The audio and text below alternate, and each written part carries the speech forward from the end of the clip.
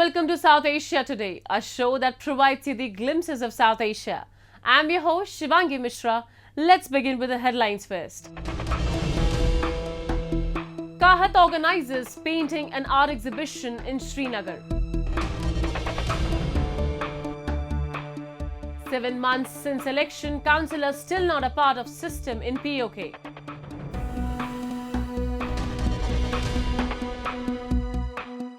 And people in Goa celebrate Sajao festival. Let's begin the show. Pakistan is struggling and so are its citizens. The South Asian nation is like any sinking ship where people are either struggling to remain afloat or abandoning it entirely for their survival. Amid the economic distress and political uncertainty, Pakistan is grappling with severe challenges like poverty, unemployment and corruption that have compelled many individuals to seek opportunities abroad. Many resort to unauthorized channels for migration. A report. In one of Europe's deadliest shipping disasters in recent years, a refugee boat carrying around 750 people sank off the Peloponnese Peninsula in Greece on June 14th. The boat was carrying some 300 Pakistanis, along with Egyptians, Syrians, and Palestinians. They were all illegal migrants who left their countries in search of greener pastures.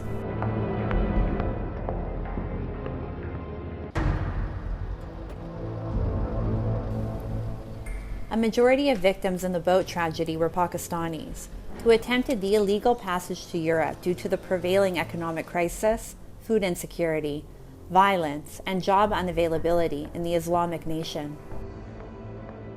Adil Hussain, a Pakistani who lives in Greece, is now searching for his brother, 43-year-old Matloob, at a migrants' camp outside of Athens, where survivors of the shipwreck were transferred.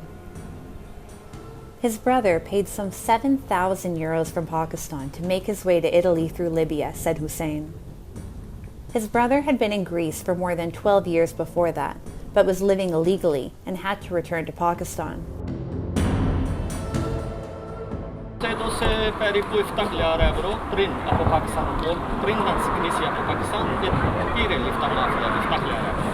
Che prinitane do така крония дека те се до кедини ке капија ке пиге Пакистан ја панда дека че дио крония ки кедини ке кипсоми дини ке дулија ке пали ја на Италија детали на те пали лада ја ти да иде де ни ке пиге Италија. Back home in Pakistan, the family members are dealing with immense shock and grief.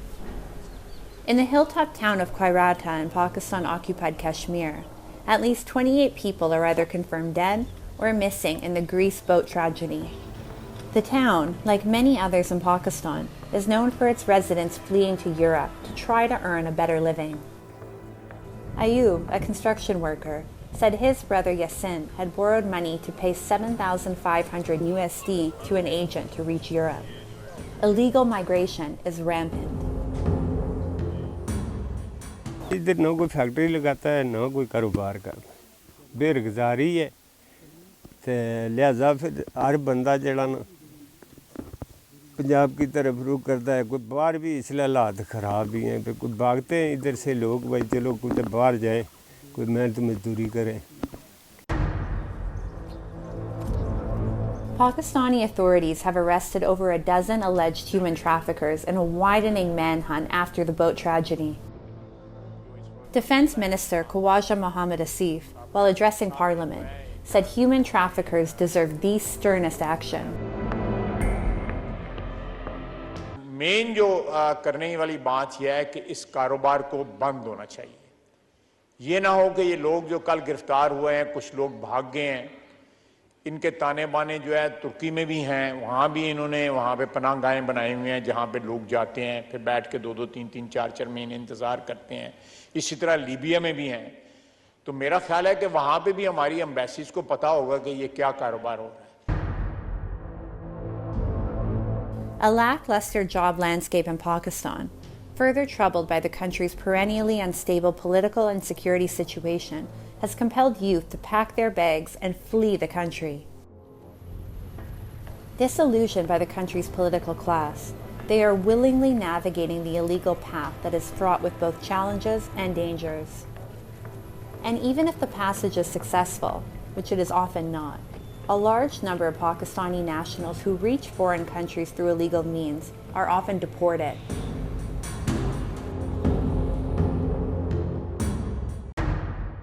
Between 2015 and 2020, more than 600,000 Pakistani nationals were deported from 138 countries for a range of reasons, including expired work permits and illegal entry using counterfeit travel documents. In recent years, the migration from Pakistan through illegal means is also due to the deteriorating security situation, especially in Balochistan, Khyber Pakhtunkhwa, and Sindh provinces. After the 2022 Pakistan floods, the World Bank estimated that up to 9 million more people in the country could be dragged into poverty. Over 1/5 of Pakistan's 220 million people are already living below the national poverty line, and the rising inflation is adding to their woes. The crippling economic situation in the South Asian nation is expected to force more people to risk their lives for the chance at a better life. It's been said that art has the ability to express things that words fail to. Celebrating the spirit of art, an art exhibition was recently organized in Srinagar city of Jammu and Kashmir by the Kala Bhavna alumni from Himalayan terrain, showcasing a variety of artworks by a number of young artists. The exhibition was attended by artists, students and art lovers. Take a look. Youngsters in Jammu and Kashmir are ditching their laptops and mobile phones and have started picking up paint brushes to pursue art and embrace their creativity. A number of art exhibitions and events are organized in various districts of the Union Territory for providing a platform to young artists for showcasing their artworks. Recently, the Kala Bhavna alumni of Himalayan terrain organized a painting and art exhibition in Srinagar where artworks of different artists were put at display. I am here acting as a coordinator of J&K, the students of J&K who were the alumni of Shantiniketan. So we have around 20 students here, almost around 20 students whose work you will get to see here. And it's interesting to see this work in this perspective, what Professor Ghosh said, like in this perspective of trying to, map this landscape, right? And then see, since it is growing right now, it's in a very elusive form. We cannot have any definite, we cannot conceptualize it. It's in the very burgeoning form. So, but I have this hope that this will grow into a very significant and very important collective in future by, associating more alumni that, come in future.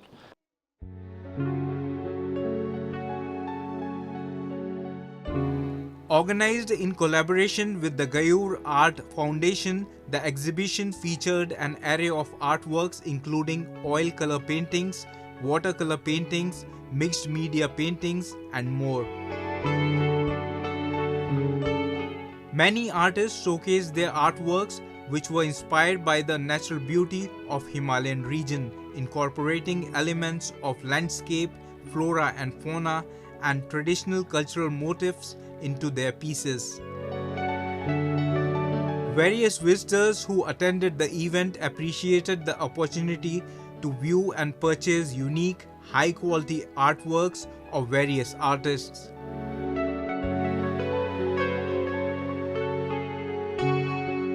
As a student, for us, it's like a heaven. यहाँ पे हमें composition जो होता है हमारे लिए वो बहुत डिफ़िकल्ट होता है सीखना एक बच्चे के लिए. Difficult in the sense idea नहीं आता जल्दी बच्चे को कि क्या करना है, कैसे करना है. और यहाँ देखने के बाद ये सारे काम, वो आइडिया मान लो सारा आ जाता है बंदे के पास कि कैसे अप्रोच करना है, हम किस किस मीडियम में काम कर सकते हैं. सो एवरीथिंग क्लियर हो जाता है. तो उस हिसाब से यहाँ पे बहुत अच्छा है ये.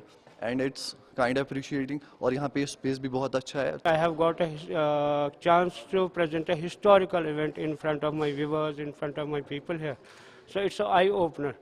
So I got the message that KAHT is a group who was celebrating the 100 years of Shanti Niketan. The coordinator of this program, like J&K section, Dr. Wasim Mushtaq and Mr. Surpal Saracha, they approached me.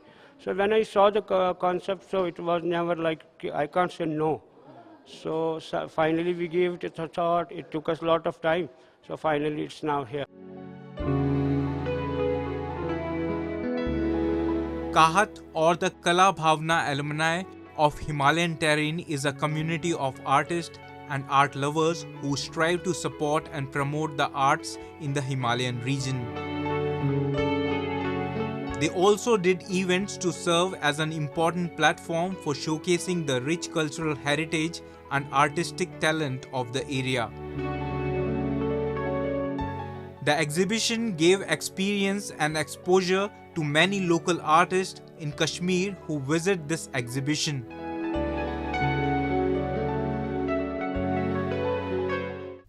Now we take a look at some happenings in Asia in a segment called Asia Watch.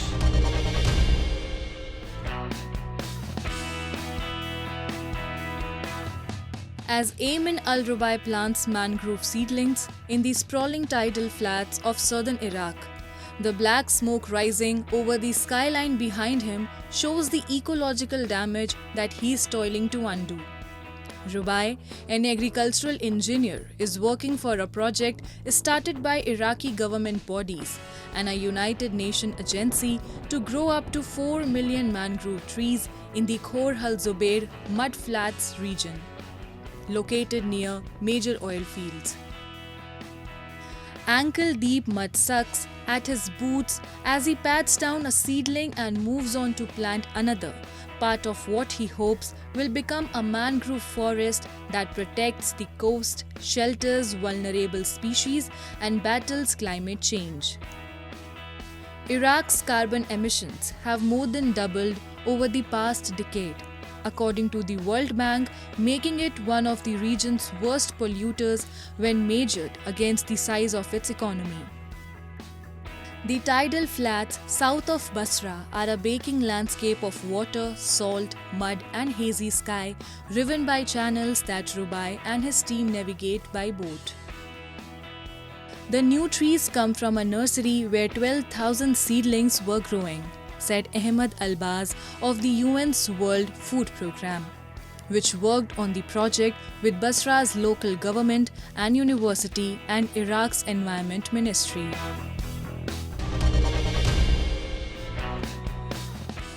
Thousands of holiday makers packed onto ferries and trains in Dhaka to celebrate Eid al-Adha away from the Bangladeshi capital with their families.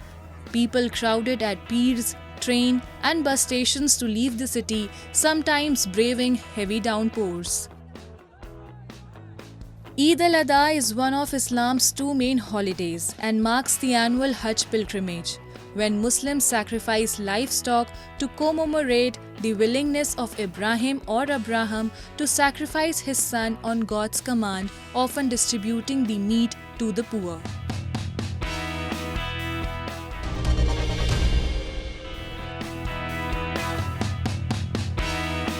Sri Lanka's National Zoo is preparing an ailing Thai tusker for its journey back to a sanctuary in Thailand, where it will receive medical treatment after animal rights activists raised the alarm that the elephant was being mistreated. The 30-year-old elephant, Sak Surin, is one of 3 gifted by the Thai government to Sri Lanka in 2001 and was transferred to a Buddhist temple in the south of the island, where it paraded in religious pageants despite suffering from a limp. Sri Lanka, which does not have the facilities to treat the condition that is affecting the elephant's left foreleg, will be returning the animal to its home country upon request by the Thai government, whereupon it will undergo quarantine before receiving medical care. Sak Surin will be air-flown in a custom-built cage and leave Sri Lanka on July 2.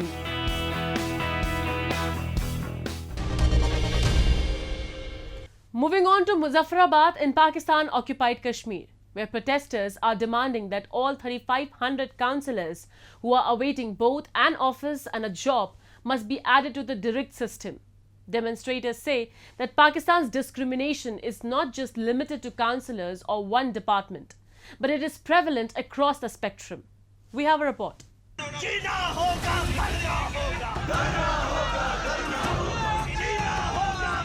The area in front of the Legislative Assembly in Pakistan-occupied Kashmir is teeming with local body councillors who are still waiting to be included in the system, 7 months after the local body elections. The atmosphere is charged with the slogans of justice and equality as the protesters demand they must be allowed to be a part of the administrative system they have a mandate for. Months have gone by, but nothing happened as the government failed to deliver. Protesters demanded that all 3,500 councillors who are awaiting both an office and a job must be added to the direct system. हम इस निज़ाम को कभी भी नहीं चलने देंगे। हमारा मुतालबा ये है कि 3500 के लगभग आज़ाद कश्मीर में 27 नवंबर 2022 को होने वाले इंतखाबात में हमारे काउंसलर हर किस्म की हर कैटेगरी में मुंतखब हुए, उनको मुकम्मल फ़ाल और बहाल किया जाए और लोकली बल्दियाती निज़ाम को फ़ाल किया जाए। हम सुप्रीम कोर्ट, आज़ाद कश्मीर और वज़ीर आज़म वक्त के मशकूर हैं कि उन्होंने उस वक्त बल्दियाती इंतखाबात 3 अशरों के बाद आज़ाद कश्मीर में हुए, वो करवा कर अमली तौर पर इख्तियारात निचली सतह पर मुंतकिल करने की एक काविश की, जिसमें वो किसी हद तक कामयाब हुए। लेकिन वो मुकम्मल ये निज़ाम उस टाइम होगा जब 27 नवंबर के तनाज़र में बल्दियाती नुमाइंदों को उनके इख्तियारात, उनके तरक्याती फंड्स उनको मुंतकिल नहीं किए जाते, तब तक ये निज़ाम नामुकम्मल भी है और हम इसे किसी तौर पर मानते भी नहीं हैं। And while this has been the situation in Pakistan-occupied Kashmir, their equals in Pakistan have been getting all social security benefits. Demonstrators in POK say that the Pakistan discrimination is not just limited to councillors or one department, but it is prevalent across the spectrum. They, however, are resolute and are unwilling to go back until their demands are addressed and they are given what they want.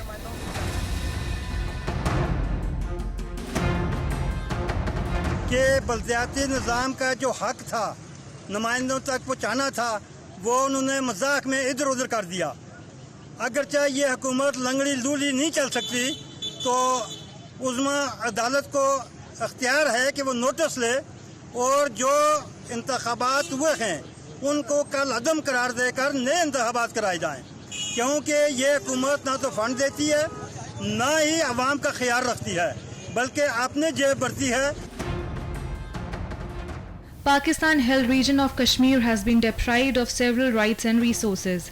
Protests have become everyday sight in Pakistan-occupied Kashmir, where people could be seen chanting anti-government slogans in order to ensure even the bare minimum. The government, however, remains completely apathetic to people's plights and have solely focused on areas that guarantee its own benefits and not the people's. Now we take you to India's western state of Goa, where tourists and locals flock to swimming pools and small ponds to celebrate the most awaited festival, Saujao, with great passion. Every year, people of different faiths come here to mark the festival, which stands for unity, peace and brotherhood. Let's take a glance at this colourful extravaganza. Goa is a tourist hub known for its beaches. The coastal state, however, accepting and promoting cultural and religious harmony. People of all faiths come here to celebrate, enjoy and spread the message of peace and harmony. A large number of tourists in Goa throng to swimming pools and small ponds to celebrate annual Catholic festival Saujao. It's a festival to pay regards to Saint John the Baptist. As part of the celebration, people jump into water bodies early in the morning in honor of Saint John the Baptist, who is thought to have baptized Jesus Christ. People donned in colorful outfits from several villages meet and celebrate the day like a carnival. Goa has a lot of heritage, culture, tradition. And Goa having a rich culture, heritage, tradition, it is very important for us to show what we have. We have already started the theme of Goa Beyond Beaches. And as we travel to the hinterland and we start talking about our ecosystem in the hinterlands areas, in ecotourism and other areas, it is very important to take our festivities to the next level. We have only been talking about Shigmo and Carnival. So as we take those to the next level, we need to ensure that festivals which mean a lot to Goa. Saujao is a celebration of it's a feast which is celebrated. Similarly, Chikalkalo. So all communities coming together, irrespective of religion, caste, creed, in Goa has been the theme. We go in each other's house for Diwali, Christmas, Eid. And similarly, festivities, we expect everybody to come together and have this sense of togetherness. And for the domestic and international tourists coming in, as we market it, we expect them to come and enjoy Goa to the fullest, to what Goa has as its own culture and tradition.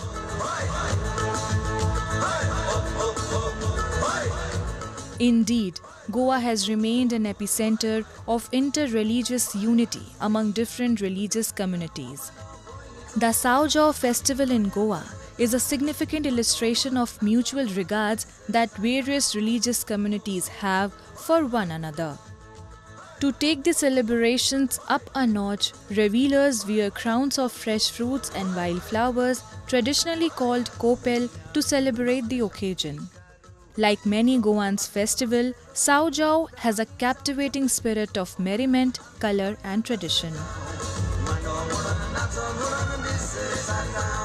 It's a long-awaited festival for us and we enjoy it very well. We love this festival to get wet in the rain and enjoy the different types of fruits and the culture of Goa. Goa Tourism is organizing this event for the very first time and we are very excited and we are having a lot of fun. The religious harmony among the communities residing in Goa is testimony to India's unity in diversity. Such instances of interfaith harmony, however, can be found throughout the nation and during festivals. This integrity shines even brighter to show the world why India is exceptional and a global leader in terms of culture.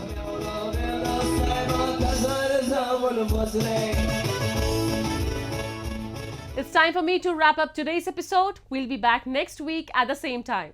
This is Shivangi Mishra signing off on the behalf of the entire production team of South Asia Today. Goodbye and take care.